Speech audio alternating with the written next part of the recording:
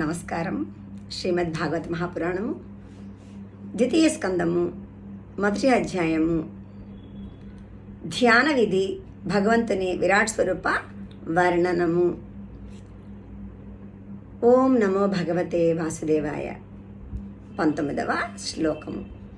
తత్రైకావయవం ధ్యాయేదవ్యుచ్ఛిన్నేన చేతసా మనో నిర్విషయం యుక్త్వా తతః కించన న స్మరేత్ పదం తత్పరమం విష్ణోర్మనో యత్ర ప్రసీదతి.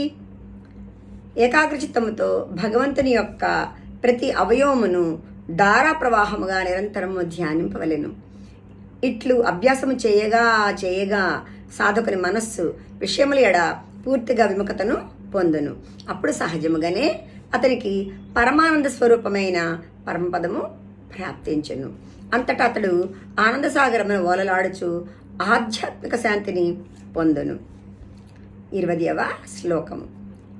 రజస్తమోభ్యామాక్షిప్తం విమూఢం మన ఆత్మనః యచ్చేద్ధారణయా ధీరో హంతి యా తత్కృతం మలం.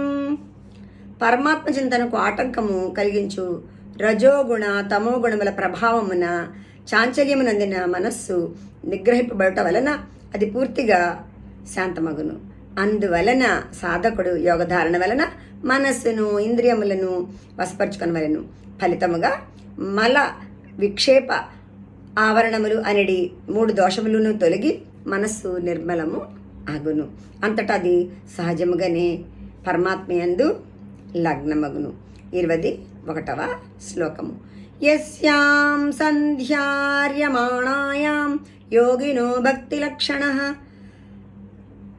ఆసు సంపద్యతే యోగ ఆశ్రయం బద్ధీక్షతః.